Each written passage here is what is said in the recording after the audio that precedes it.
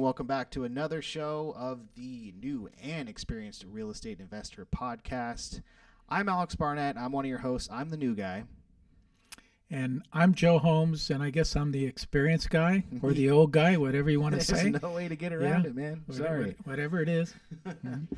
Yeah, we're super stoked today. We have an in-studio guest, James Park. We're really excited because we're talking about a topic that's near and dear to my heart. That is mobile home investing. So we'll be covering mobile home investing, mobile home park investing, and just real estate investing in general. So thank you for being a part of the show. And before we start, please share this on wherever you're seeing it right now, Facebook or YouTube. Share it with your audience, anyone interested in real estate investing. So, James, how you doing?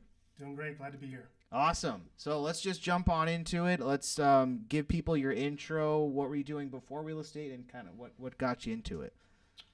I think what got me into it when I was in my mid-20s was I read Rich Dad, Poor Dad, just like a bunch of people do. That's how a lot of people get started. I'm no different.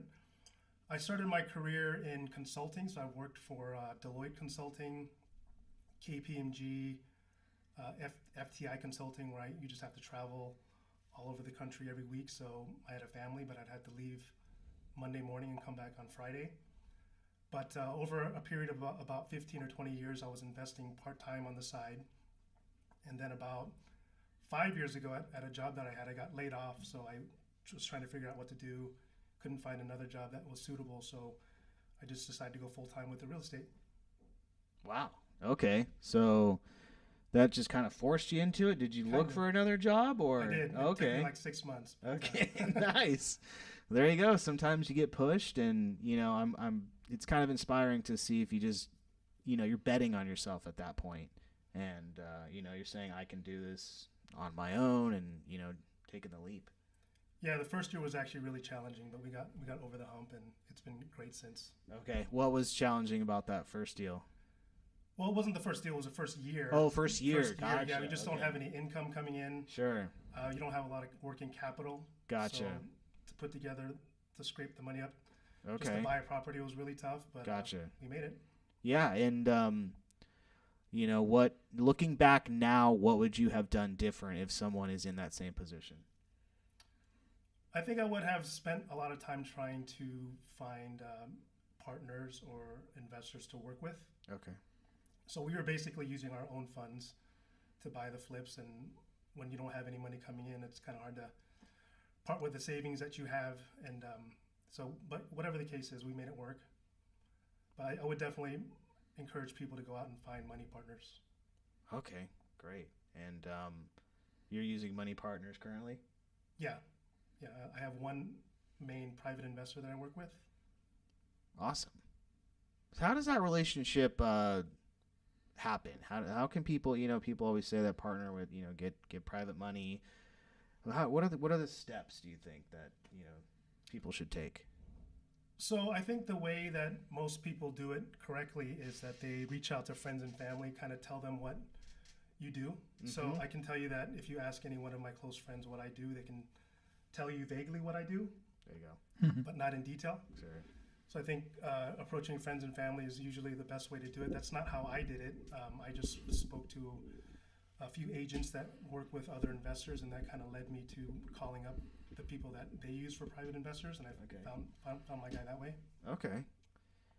Yeah, I guess it's, telling everybody at that point. It's just, making yourself known of what you're doing. And I think in the beginning, was that hard for you to go from I'm a consultant to now I'm real estate investing?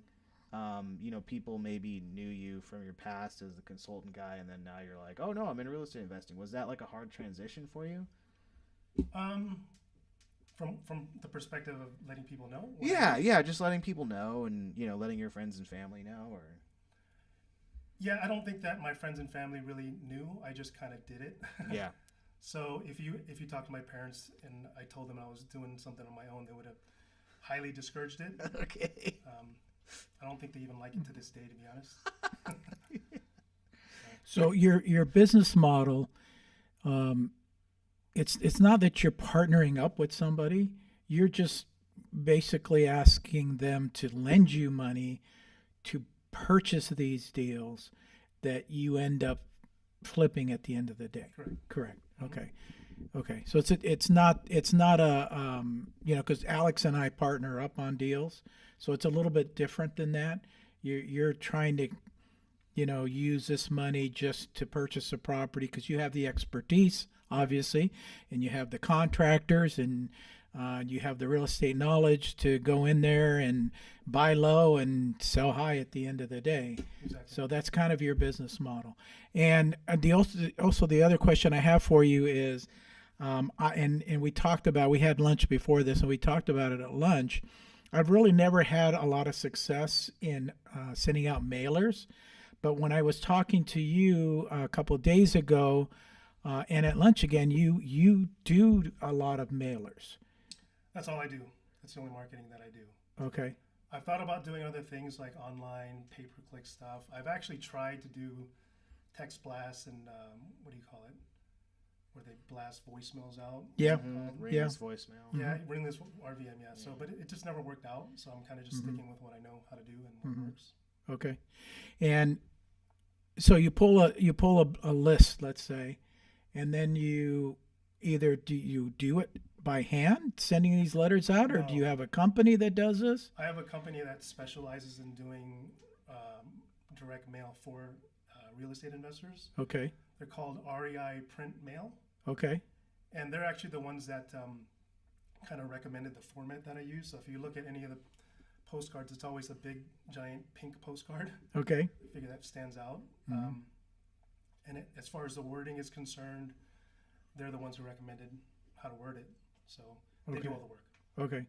And so why do you think that you're successful doing this with this particular market or group or whatever? What makes you successful doing postcards where I'm not as successful? That's hard to say. I don't know why you haven't had success. I think that we talked about this at lunch, but a lot of my sellers are typically older people, elderly folks. So I don't know the exact age, but you can kind of just tell over the phone if they're older.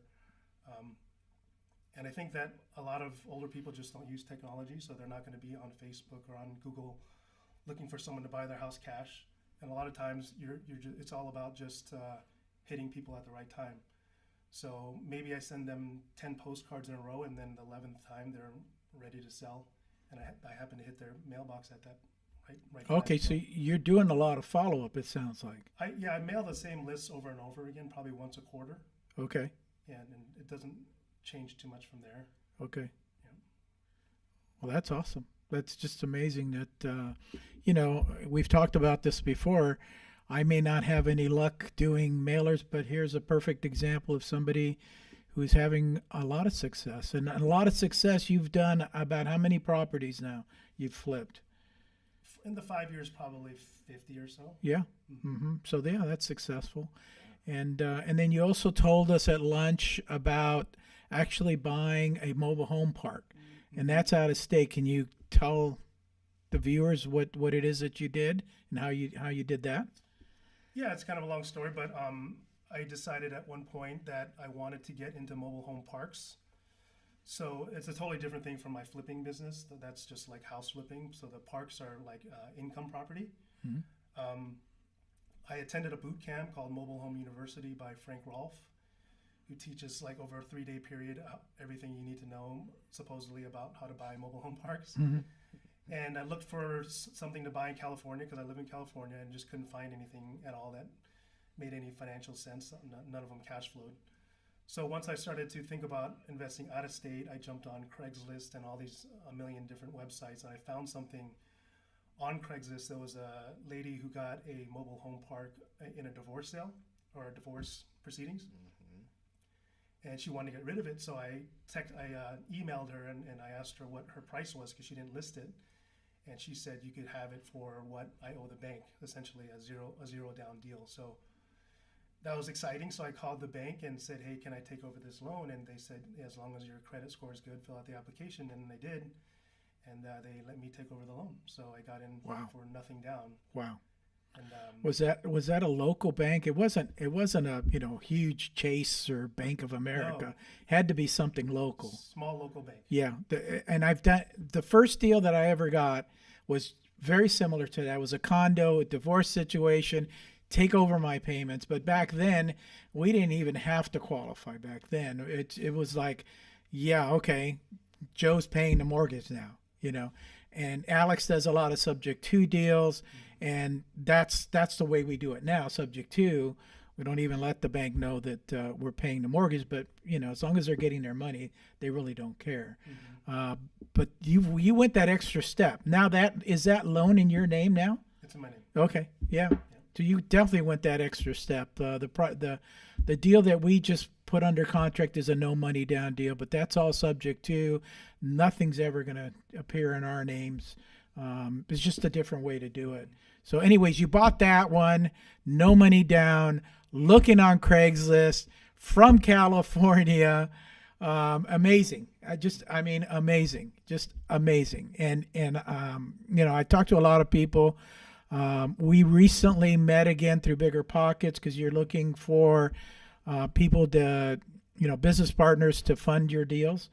Yep. So if there's anybody out there that has private money that wants to deal with James here, we're going to leave his contact information there. Please reach out to him. He's done 50 deals. I talked to him at length. Again, we had lunch. I pretty much know when somebody knows what they're talking about. James knows what he's talking about. So, either reach out to me, to Alex, or James directly. He's looking for some funds to, purchase some other deals. So then you've got this deal, this mobile home park closed, and then you were telling us about another one.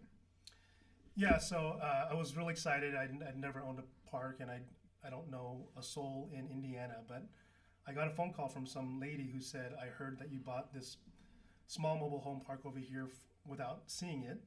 Would you be interested in mine? So it's in this, the first one was a 14 space. The one she was calling about was a 41 space. Wow. I said, sure, let's talk about it. And I cut the story short. She ended up selling it to me for nothing down. So she said, just take over the bank loan. She wanted a little bit more, but I'm pretty good at negotiating. So I said, eventually, hey, you are having trouble with this park. You live 3 hours away. You don't want to deal with it. The only way I'm going to take it over for you is if you just let me take over the bank loan. So I got my first 2 parks with nothing down, just assuming the loans that they had on the parks. So And you assumed that loan as well? I did. Was it the same bank? Same bank. Oh my gosh. That we're gonna have to call that bank and find out what else they have going on. Mobile home park wise. Right, yeah. Wow, that's amazing. Wow, small world. Just absolutely small world. That's incredible. And so, how's that been being a mobile home park owner? Yeah, I'd love to say it was all roses, but it's been really hard actually. You learn a lot, and so I think one of the things that I've learned is if I ever buy a property like that, whether it's a mobile home park or a apartment complex or something, you need to have the funds to turn them around if they need to be turned around. So either buy one that's stabilized and running smoothly, or if you're going to buy one distressed, then have the funds to turn them around. So, we had all kinds of problems. We had a manager who probably stole 6 figures worth of funds from us over a period of time. A druggie, but I just learned a bunch of stuff about what not to do. Yeah. But a valuable learning experience nonetheless. And so I think for my next acquisition, I'm going to make sure that they meet certain criteria before I jump in. Mm-hmm. Now you said you took a class and you mentioned their name. Was that class worth it? I mean, did you gain enough knowledge that it made you comfortable to at least go into the space and start investing? Because I know once you get into it, and Alex and I have talked about it a lot, it's one thing to read something or have somebody teach you. It's a way other thing to actually get into the deal and start doing it. 100% different. Yeah. So I think they give you tons of knowledge and advice, but you really don't know anything until you do it, like you said. Right. So on one hand, I'd highly recommend the course because it's informative and they give you a lot of support. So Frank Rolfe is the guy who teaches it, and he actually gives out his phone number and says, if you need any help, call me. Nice. I've actually done that before. Nice. But you don't really learn until you do it. So, Yeah. Yeah. I mean, I teach people how to flip. I'm teaching Alex and his wife, Lauren, how to flip. And, you know, obviously I do the same thing. Alex was kind enough to do these podcasts, and we do a lot of YouTube stuff as well. So that's kind of his, you know, give and take to what I give to him. But I do the same thing. I give my number out to people and, you know, here, call me if you have any issues or questions. I actually had another person I met through Bigger Pockets, because I meet a lot of people through Bigger Pockets, called me over the weekend, said, Joe, hey, you remember me? I bought you lunch, and I like when people buy me lunch or coffee. And he said, yeah, we ended up buying a place, my partner and I, and it's a triplex in Los Angeles. And I go, okay, why are you calling? Well, it was over a year ago, and we're like a month or two away from completing it, but my contractor is kind of ghosting me. Yeah, can you help me? And I said, okay, what do you want me to do? I mean, I can meet the contractor at the property, find out what's going on. I go, how much have you paid him? He goes, well, we kind of put it on automatic, so we actually overpaid him at this point. I go, oh God, you didn't listen to me. You didn't follow my instructions. I've got a whole course out there on how to flip properties. Obviously you missed that part of it. But anyways, we're trying to set something up so that I go out there and try to put everybody back on the same page so that he gets this thing done. But I think he's at the same boat that, he said he's just going to toss his hands up in the air and say, forget it, I'm done. Just like, here, just sell it the way it is, and nobody's going to buy it the way it is because it's not done. It's it's permitted, everything's being done. It's just not done. So it's just like he's going to take a bath if he sells it the way it is. So hopefully I'll get him over that hump and either put it on the market, or what he originally planned was to rent them out. Do you go and locate the contractor and then extract the money from him? Yeah, no, he's in talking, terms with the contractor and stuff. It's just that the contractor, just like every other contractor out there, sorry if you're a contractor, but every other contractor, it's like, I'm not going to Alex's place today. I'm going to James's. And Alex is not bothering me on the phone, so tomorrow I'm going to James's, because James is calling me on the phone saying, hey, you said you were going to get this done. It's not done. Let's get it done. And plus James hasn't paid me yet. So I need to finish his job so I can get paid, so then I can go back and reach out to Alex. And unfortunately, that's just the way it is. So I'm hoping to put everybody back on the same page, get this thing done, and move along. If not, then I'll supply him with one of my contractors to get the job done, because, just sitting there not doing anything right now is like ridiculous. Yeah, you got to see it through. Right at the end, too. That's when they do that. Yeah. That's when they decided to get the new job. Well, and speaking of that, what was your hardest deal? I mean, either flip-wise, contractor-wise, you didn't make enough money at the end of the day. All these are kind of, learning things for me. Mm-hmm. What was your hardest deal? I think the hardest deals have dealt with evictions. So this is California, it's a tenant friendly state as opposed to Indiana. So I've had flips where I purchased it with a squatter, and then you have to formally evict the squatter. Mm-hmm. I've had people who I've had to take to court who were crying and screaming, literally screaming at me in the courthouse, telling everyone I'm an evil person. Yeah, been there. We've been there. Okay, that was my first time, and I was kind of freaked out. It sucks. Alex, he always pushes me up there. He goes, "Here, you go up there. You go up there." Yeah, just go up there. They still looked back at me though from the seat. They looked Alex is usually the front person in our deals, so they're used to dealing with Alex. But when it comes to the eviction, he pushes me in front.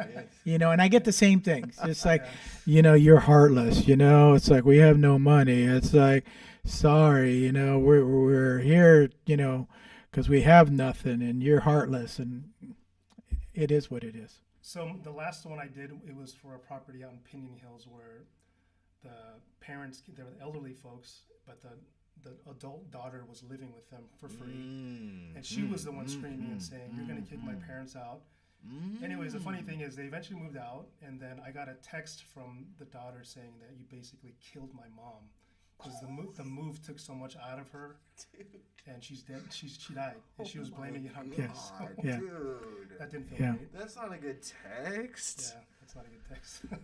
I know. It's No, even though it's you just know like it's, I could tell Alex, this is business. You just have to look at it as business. it's like Because if you start going down into those type of weeds, it's like, we're all human. Everybody's got a heart, This lady that we just finished the process of evicting, and you're right, it's a tenant-friendly state, and she's got like 20 more days left on what was no. given to her. 10 more days. Yeah. Okay, 10 more days before the sheriff comes and actually removes her. She had been renting this place, and it's like a 4 or 5 bedroom house, had been renting this place to people that, have drug addictions or down and out and all that stuff. And she's collecting money from them and collecting money from the state. Yeah. Okay. But she didn't have any money to, because we said, you want to rent it, then here, this is what the rental amount is. She didn't have any money to rent it to us, It's like, and she comes to court and, she cries poor mouth and all that stuff. And it's like, we didn't even actually bring any of that stuff up because, I've been dealing with evictions for over 40 years. And it's pretty much, once you get to that point, the judges are pretty much on your side. They're going to say, okay, Joe, you want to give them like 30 days, to move out, not next week, but 30 days.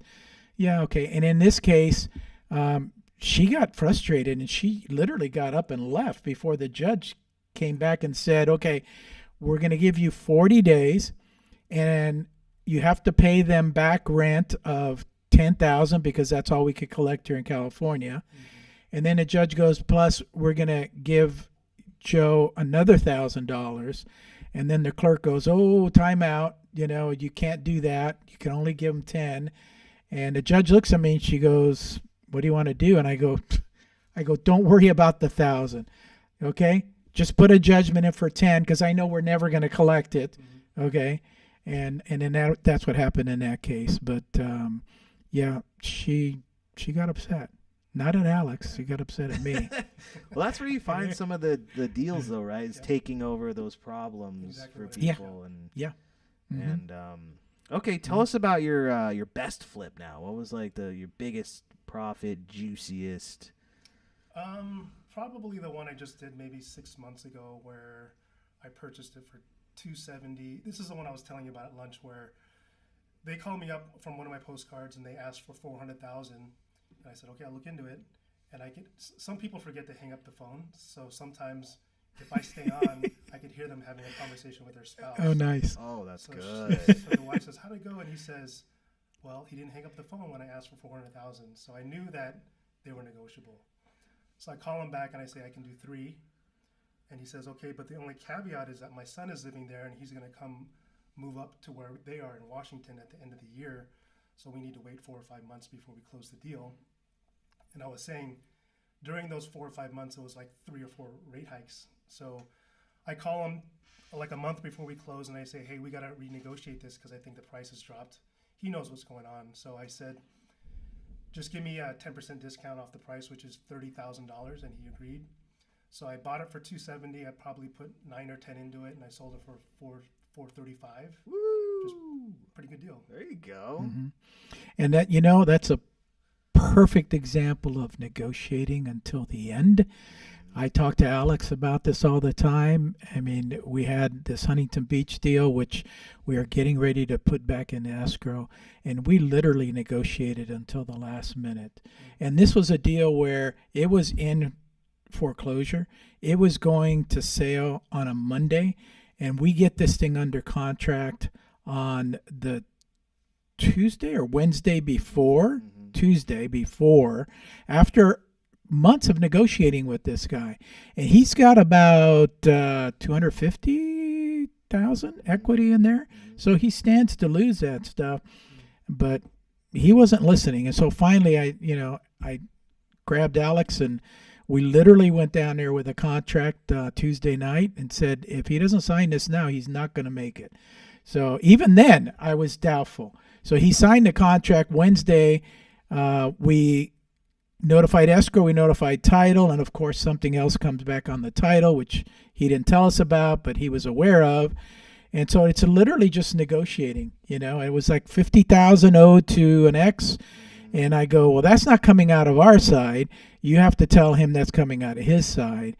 And sure enough, he agreed to that. So negotiating is very important. And we negotiate all the way up to the end, and that's funny that you sit there on the phone with them, because if they don't hang up, you're right. You can listen to their conversation. I'm going to use that now. That's awesome. Genius. That's awesome.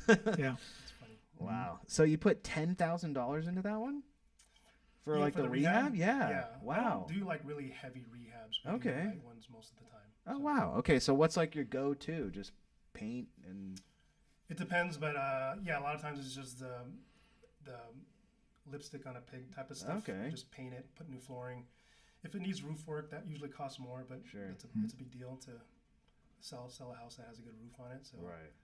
we do that, but we're typically not doing complete like what do you call them, cut jobs. Yeah. we don't do Okay. those. And that's kind of important because as you're providing sort of an investment for the private money lenders to know that you're not going to be going in there taking it down to the studs, because that's when things can get squirrely as you pull the walls apart, you start noticing different things, budget goes up. It's got to be like a pretty quick turnaround. Yeah, and time is money. So every Right. month that you're not selling it, you're paying the investor interest, and sometimes if you're in a park, you're paying the park Right. space rent. So it adds up pretty quick. Nice. Okay. So do you have like a timeline? Like you want to be under this? No, each property is different. Okay. So I've held on to property for over a year, not because I wanted to. Right. It just works out that way, and so you got to treat each property separately. But the goal is always to sell it as fast as possible. Gotcha. Do you see yourself continuing in the mobile home space? Yeah, I love mobile homes. They've been good to me. I tried single family. I tried. I've done okay back when I first started in 2005 when everything was easier. But mobile homes is just a great niche to be in. They are not as competitive. You can make huge profits like the one I just told you about. So there's no reason for me to do anything else. Yeah, I love that. And we were talking at lunch, your kind of business model as well. You are a licensed real estate agent, but you don't necessarily use your license. So you work with licensed agents in these areas, and you get them to do a lot of your stuff for you. You were mentioning that. So can you walk us through what that looks like? Yeah, so anytime I scout like a new area, I will look at what has sold that's similar nearby, and then I'll call that agent up and say, hey, can you look at this property? I'm going to buy it, and I'm looking to use someone like you to sell it. And then I usually do that with at least 3 different agents. So I get a good sense of, if someone says, okay, I'll take a look at it and get back to you tomorrow, and it takes them a week, I usually say, that's not my guy. Yeah. If they get back to me and do everything they say, then we'll start talking a little bit more. They give me a quick, inaccurate rundown of what they think the value is based on. If it's not really clean and it's not really accurate, then I toss them. But then it usually I'll ask them to do something. So it's like, hey, I'm not able to get out there this week. Do you think you could swing by and take a couple pictures for me? If they're willing to do that, it's a good sign. So long story short is I find someone who's kind of willing to go the extra mile for me and to basically do almost everything other than the rehab job. So I even have them go and meet the sheriff to evict a tenant. They'll go out and they'll do the dirty work for me in that case. Yeah. So, Yeah, kind of what Alex does. Same thing. Yeah, he's back there with the camera, and I'm with the sheriff, and we're doing the eviction. Yeah, yeah. So all of you that are agents that are out there and they're listening to this conversation, here's a perfect lead for you. Especially if you work mobile homes. If you work mobile homes and you know something that's coming up, you should be on the phone with James saying, hey, this might be a good property for you to flip. The more expertise you bring to the table, so you have contractors that are ready to go in that area, They're able to do whatever needs to be done to get it from point A to point Z. This is your man. This is the guy you need to reach out to. And that's a good business model to have, because they do all that for you. Then you give them the listing, and obviously they're making money on that as well. And depending on where they are sourcing these properties, they may end up selling you a property that they have listed as well. If it's off market, if it's one of your deals, then obviously they're going to think, okay, well, and they know that they're going to get the listing at the end of the day. So that works out for them. That's awesome. And I'm glad you're vetting them the way you're vetting them, because you're right. Sometimes people are a little bit lazier than they should be, and they don't do what they say. And those are the ones you toss to the side and move on to the ones that are hungry and want to do something. Exactly. Yeah. Awesome. So what about investing in general? Where you see yourself going, 5-10 years in the future? Well, that's kind of why I'm looking to expand my private lending base, because I think that I'll be honest with you guys, I work probably 10 to 15 hours a week right now. And a lot of my friends are always like, do you ever work? And I just don't need to do that much, frankly. Do you ever work? You're like because we golf every week, and, nice. Whenever I say I can't golf, they're like, what's wrong? And I'm like, I've got a deal. So I guess my point is I want to expand my private lending base so I can kind of ramp up what I'm doing. I was telling you guys that my wife jumped in the business because she realizes how powerful real estate is. So I got someone to help me now, and I have time and the capacity. So I think I could at least double what I'm doing now. Awesome. So instead of 10 flips, I could probably do 20, but there you go. From there I could probably do more. I don't know. Awesome. And are you just looking to stay in this area? As far as location? Yeah. It's been fruitful so far. Okay. But funny enough, my son is actually looking to join the business. He's about to turn 18 and graduate. Oh, okay. So he's sending out, I told him, don't touch the areas that I work. I don't want to He's competing with you, yeah. Right. That's awesome. He actually found some areas in Nevada that he's starting to mail to, and Okay. no deals yet, but hopefully soon. Awesome. Wow. Yeah. I mean, you have a great business plan, It's like, you're right. You don't need to go out to these properties and stuff. You just find a local real estate agent that is willing to do everything that you need. And I know Alex does that. Yeah. He wholesales in Florida, and he does the same thing. Yeah. He doesn't flip over there, but after talking to James and having lunch, it's like, yeah, maybe that's the next step, is to start flipping. Is that okay, Lauren, that he flips in Florida? You want to go to Florida? She's got thumbs up. She's got thumbs up back there. So, yeah. Cool. Yeah, I mean, I know Alex does virtual wholesaling. I think you've done a couple flips too. And what I do might as well be virtual. Yeah. Because I almost never sell True. property. Exactly. Yeah, Yeah. absolutely. And it's kind of wild how you can get away with that in this day and age, but it works. Yeah. Mhm. Yeah, absolutely. Okay. Well, I've been kind of dropping your name and email. Is that the best way for people to get a hold of you if they want to invest with you? For now, I think my wife is going to build us a social media page, so that'll change, but for now. Perfect. Okay. Awesome. There you have it, you guys. Mobile home investing, flipping Southern California. Reach out to James and get in on the action.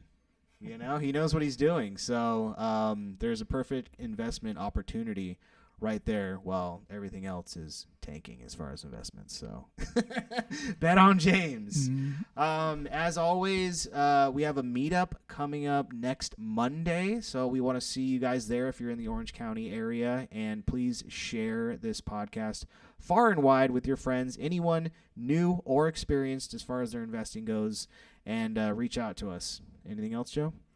And definitely reach out to James. He's got a wealth of knowledge, and he's a nice guy, and he's willing to share that because obviously he's here. Yeah. So he's willing to share all that. And it's just literally just a phone call. And, if you haven't seen the podcast, he'll walk you through what he's doing and stuff. So thank you for that. I appreciate that. I love when people share what they're doing and how they're doing it. Because at the end of the day, we can share this with 100 people and maybe 2 or 3 will actually take action on it, which is kind of depressing, but it is what it is, So please reach out to James. Awesome. Thanks for being here, man. Thank you. Yeah.